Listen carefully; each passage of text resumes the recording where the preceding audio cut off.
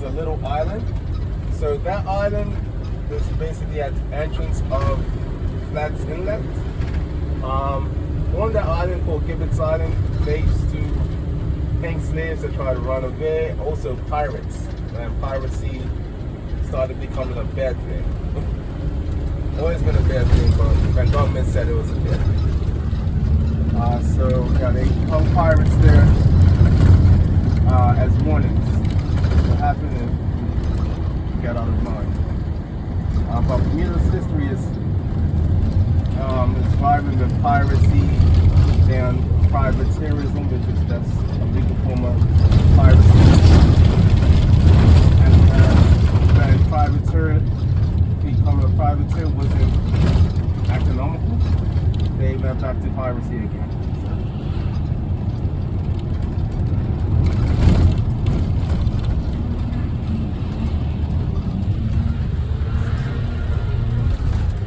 But this is Flats Village. Flats Village was basically a little park where gas they had, station named Ruby's here.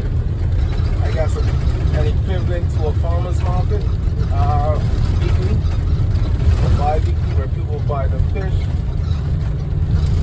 goods, ambergris, anything, and gold and trinkets. And this was the main hub for a lot of ships, especially locals. At one point. On the opposite side of here, like the hill, Right was the tax side. collector, Shopping. tax general, and he used to walk over the hill or ride over the hill and come and ensure people paid for their goods,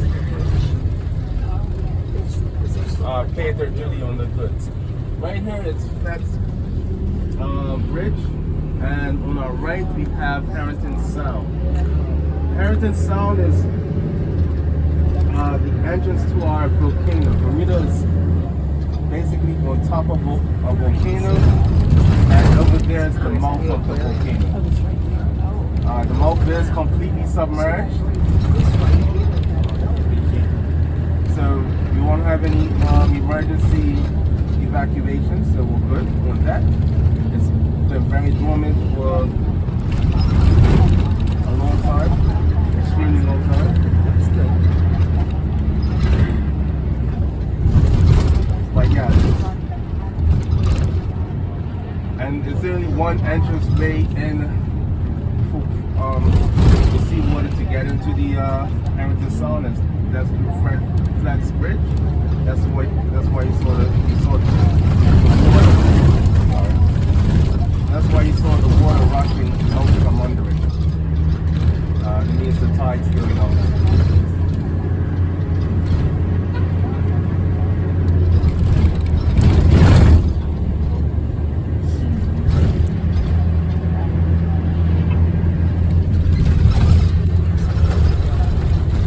The good thing about being surrounded by coral reefs, you don't get larger fish or sea creatures coming into the island. Because heading out of Bermuda is like a maze. I don't know if you remember the route your ship took to get in there. You had to go out and come back in. The ocean on the left side all the way. So it's very difficult for ships to come in on the end. It's the same with fish. So in my 37 years of life, I've never seen a shark, and I've been on the water quite a bit. But we do have sharks that we managed to make their way through, and that's because they follow cruise ships into the area.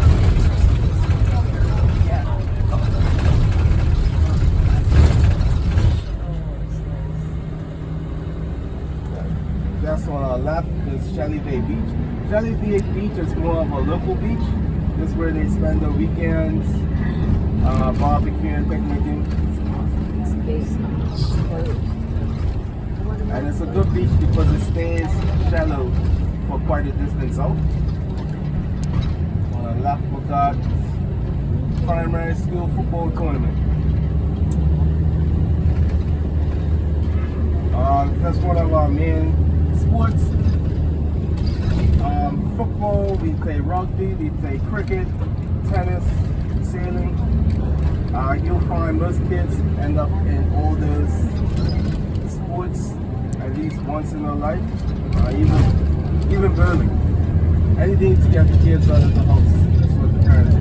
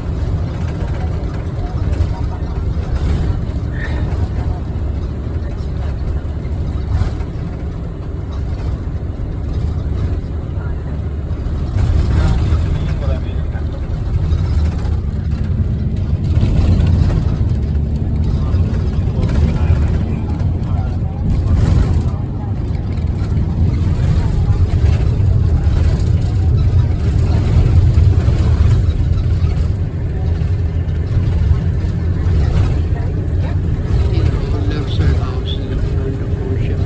All the ocean.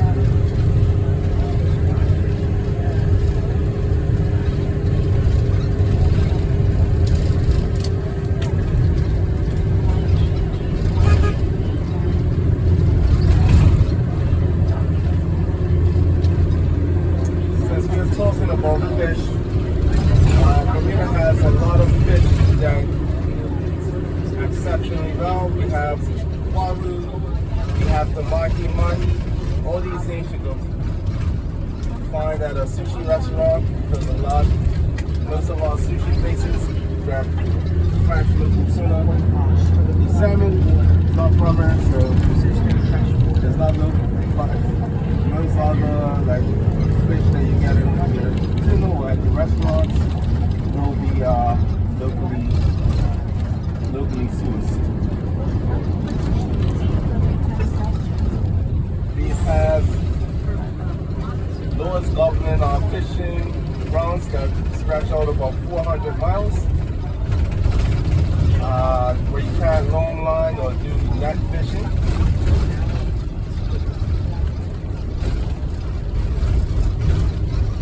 So that keeps our fishing grounds pretty cool. So if you do go take a fishing trip one day on a small boat and go offshore on a larger boat, you are sure to catch something.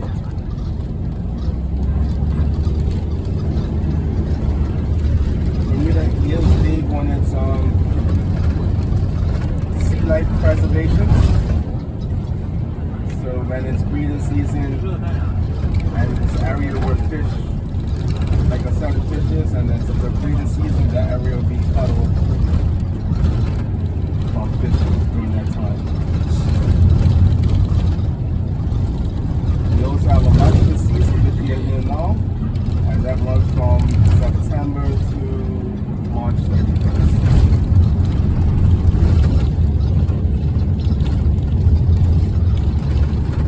And after that, you can't catch or sell any lobsters.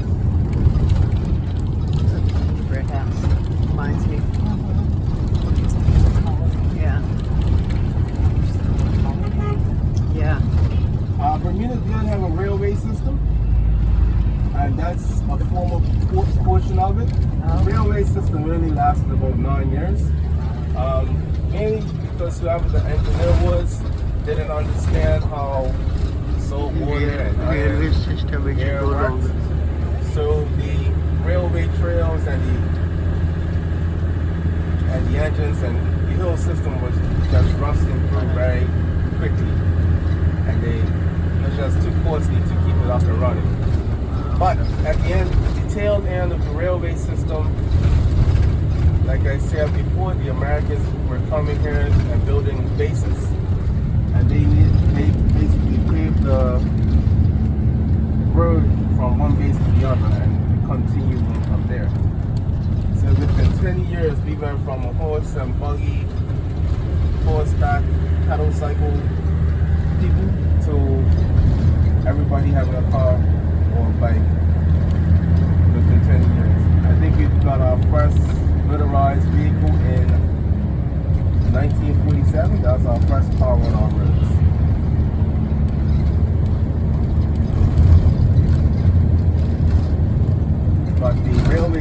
stretch from St. George's to the city of Hamilton and from Somerset, that's outside the dockyard, to the city of Hamilton. Right, we have Daly's Ice Cream, and on the left we have the famous Fizzle Hens.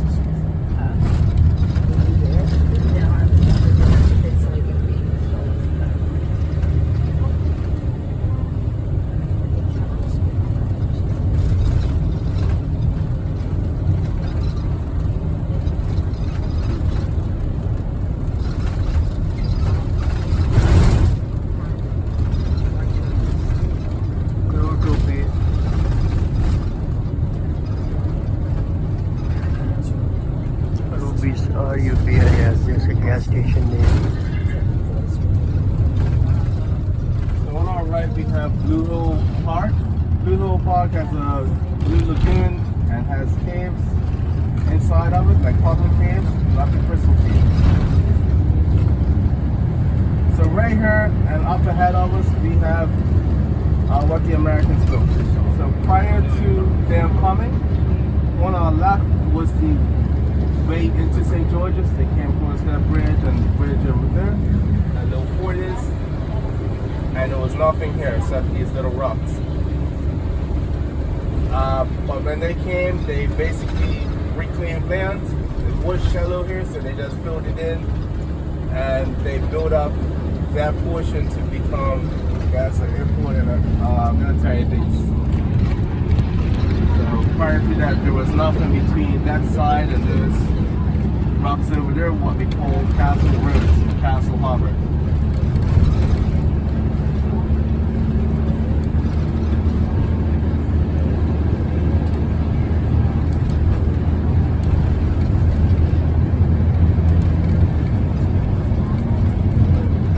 They built this here called the Causeway, which during hurricanes has to be closed down. Easily storm surges and easily to that washing away. This is our current airport that was finished in December 2020. That's our old airport, colorful buildings. This is an old airport. Prior to that, this being built, you used to have an airport where you walk off the stairs. This was a new building, that was the old building. Directly outside, as soon as you got over the plane. Yeah, now upgraded to jetways. The best thing about flying into the country, you do U.S. customs. I mean, flying out of the country, you do U.S. customs here. So once you land back in the States, you just walk out the airport. See, this building on the right used to belong to John Astor of the Waldorf Astoria family. He had built that property, and then Astoria family building. Filling in this land and having all this heavy machinery in front of himself, his house. You know, he was rich enough to have direct lines to the president, but it was war times and he passed up the U.S. military at that time. So they just basically gave him the finger and continue what he's doing. I mean, what they're doing. And he ended up just giving up and selling the place, but he sold it for less than what he built it for. But he had so much staff that he had his own train stop right there. Also on our left we have the women's prison and the co-ed prison. The women's part only has about 3 prisoners in it. I think that's mainly because women either don't commit crimes or they're better at hiding. And This white building right here is part of the BIOS station. That's Bermuda Institute of Ocean Sciences. They do a lot of research in regards to our Ocean Life and the Sargasso Sea, which is just south of us. They help us with our marine life preservation along the island.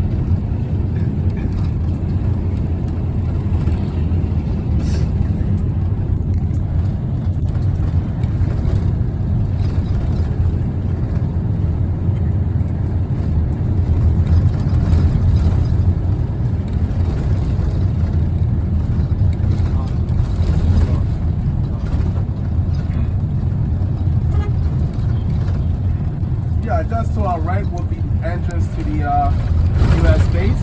This is US base right side. The entrance. Small ice cream shop now. That base closed in '96, and the naval base closed during the Reagan years.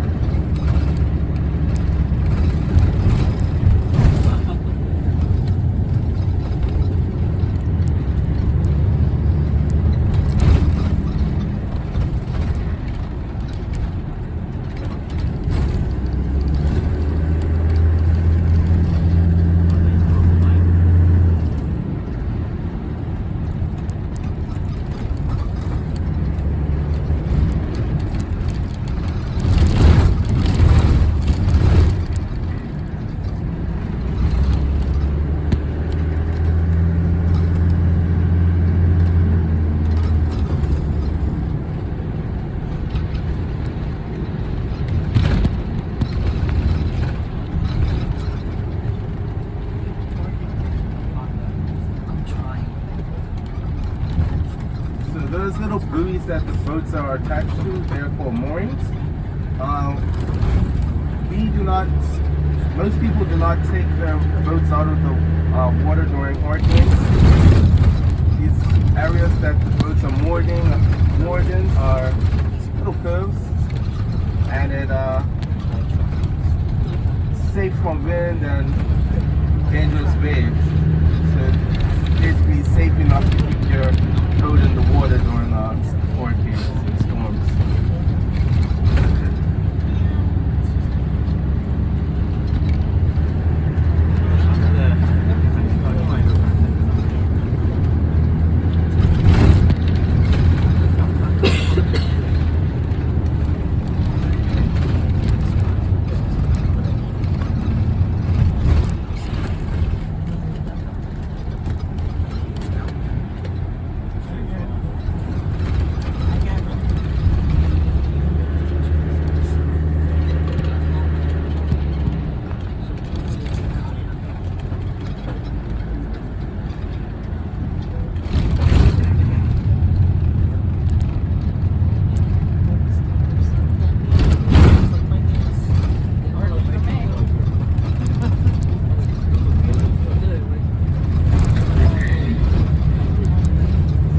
Houses are all different colors. There's no regulation on what color you paint your house, as long as it's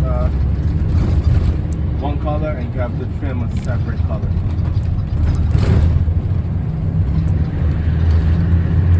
When building, every house has to have a cistern, even if you are hooked up to the public waterworks. And like I said, the cistern or tank is about half the size of the building.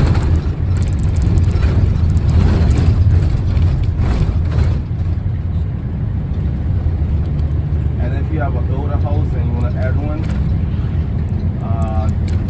they have like a proportion size. If you add one like to your roof and your tank is too small, government will force you to dig another tank and make it proportional to the house.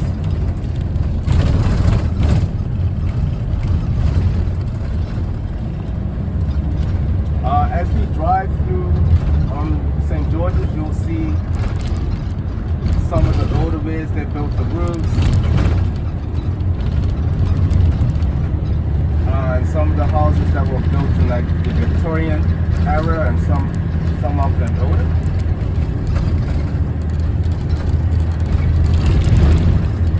There's 3 classes of historically listed houses, and in St. George's, most St. George's. Most of these houses and buildings are historically listed. And the first class is you have to preserve the house exactly how it is inside and out. You have to have the wooden window frames and everything that comes along with it. So you can only restore what's already there. Then the second class is you just have to restore the outside and keep that how it is. And then the third, you just have to restore a portion. I mean, keep one part the same. So if you had a chimney one day, you kind of take the chimney down even if you don't use it anymore. Or like if you have wooden window frames, you have to keep the wooden window frames. Keep a little bit of character of the house. So this is the old town of St. George. You'll see the roads are tiny.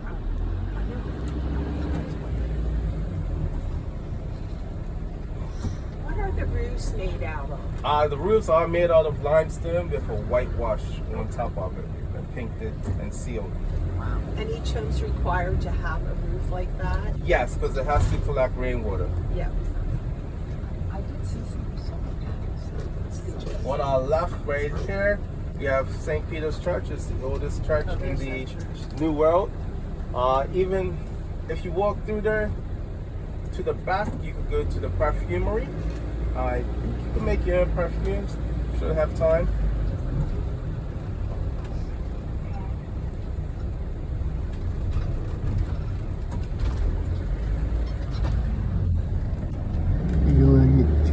You can get you to the end of the island and you'll come back to your car.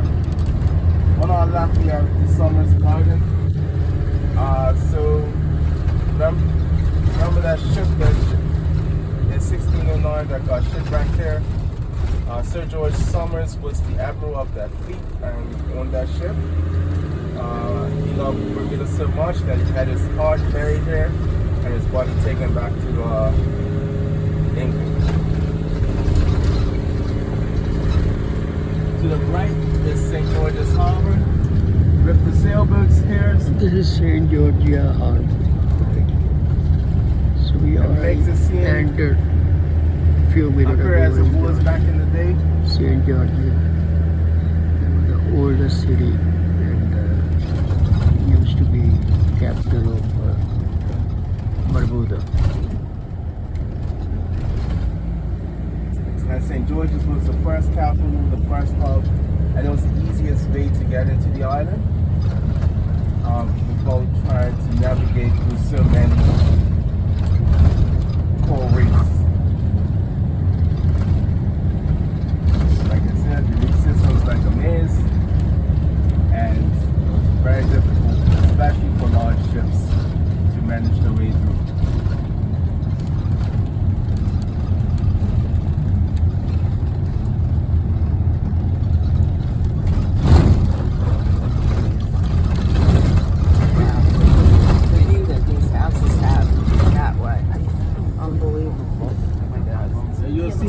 With the flat roof and the high pitch, they had to put a step system afterwards, because with the step system it actually allowed the water to come down a little bit slower, so you're able to collect a little bit more rainwater. Also, it made the roofs heavier during storms, so it wouldn't get blown away or damaged during hurricanes.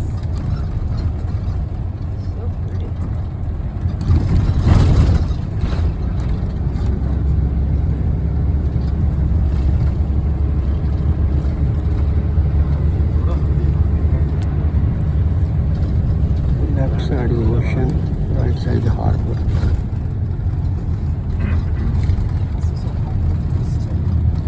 So like I said, growing up, that was the only source of water, was rainwater in tanks.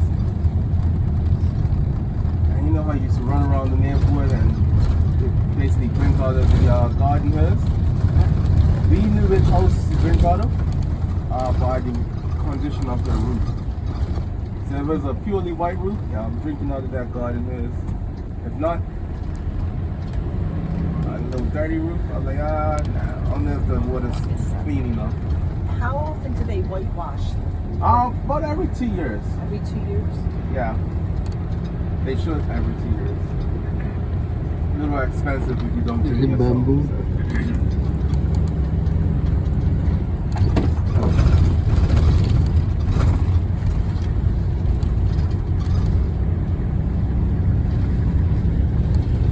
There's a lot of greenery because of 60 inch of rain. Either cannon, old fortress. So they continued building forts up until the early 1900s because they did not understand their relationship with the United States.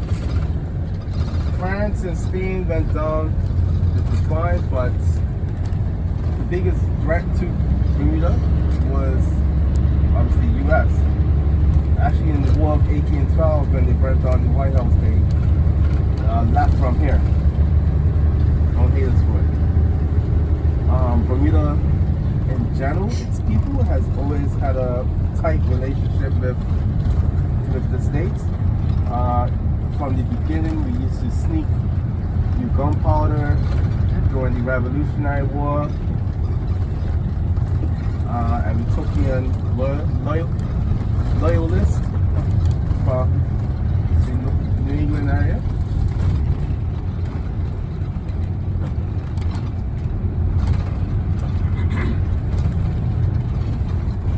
This road is only one way, right? No, No? it's too big.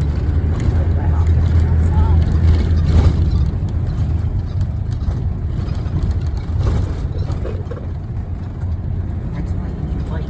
Sometimes you have to move on the side. Yeah, I just gotta move over.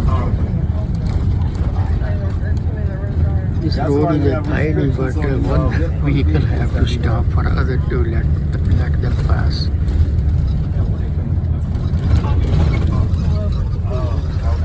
And the larger your personal vehicle, the more money you have to spend for licensing every year.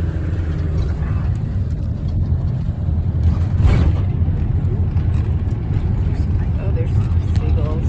Tons of seagulls.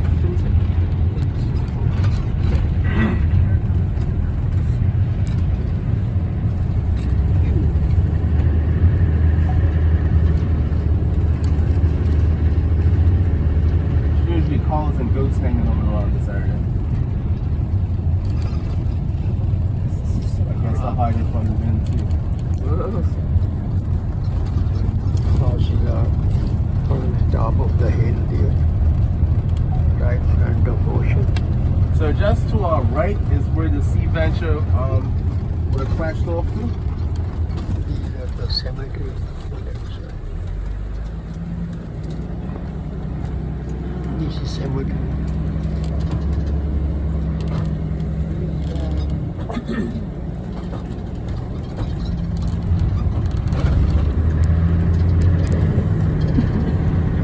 And they would have went towards that beach coming up for Fort St. Catherine. This is a memorial dedicated to the Sea Venture.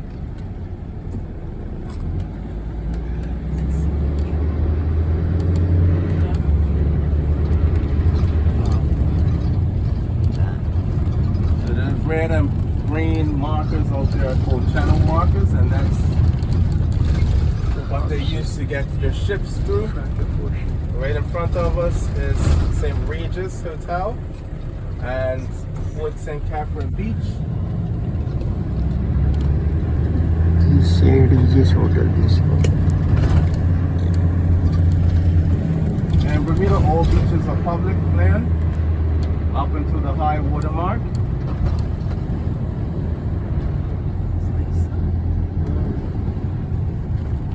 This is all part of St. Regis Hotel. Some places you don't have public access to the beach. Very few. But if you come by water, you're good. You're free and clear. These are for guests to take them in and out. So there's got trees surrounding this little curve right here. They are called mangroves. Mangroves are very important for the eco life of of marine life. And so bigger fish lay Chicken, their lot of eggs chicken. within the mangroves. The fish stay within the mangroves and eat the plankton and smaller crabs and shrimp until they get big enough to go out to sea to be eaten by Big bigger fish. bamboos.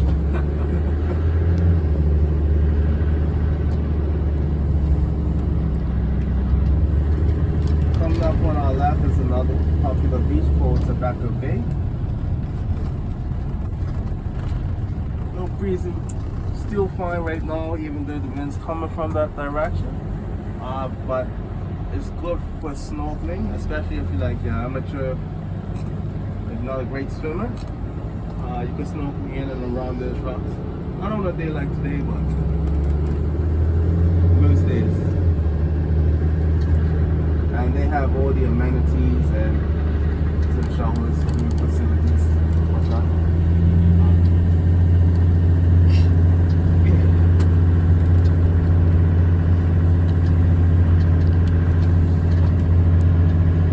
So this tiny island that we've just drove all over already has about 7 golf courses and it's 9 parishes.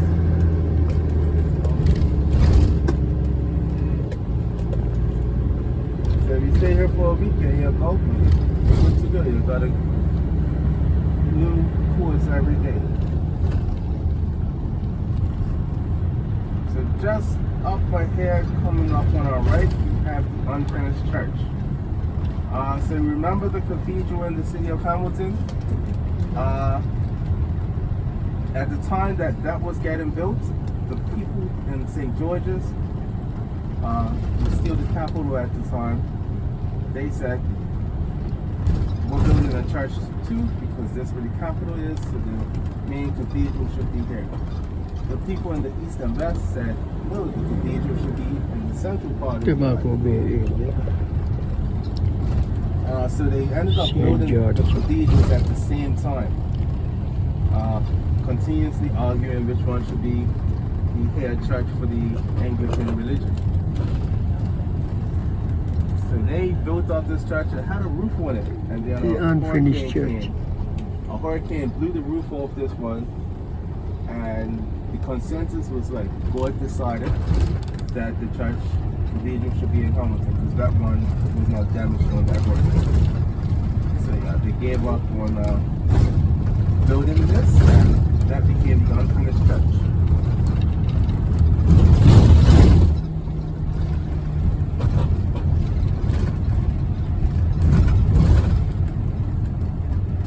All right, so I could give you guys about an hour here, and if you want to come back earlier, that's fine. We'll just move earlier. I mean, might have time to go to our actual space, but come back at 12:55. So right now we're in the St. George Square. On our left, we got a place called Three Kings, which has fast, like quicker food. You got restaurants in that blue building.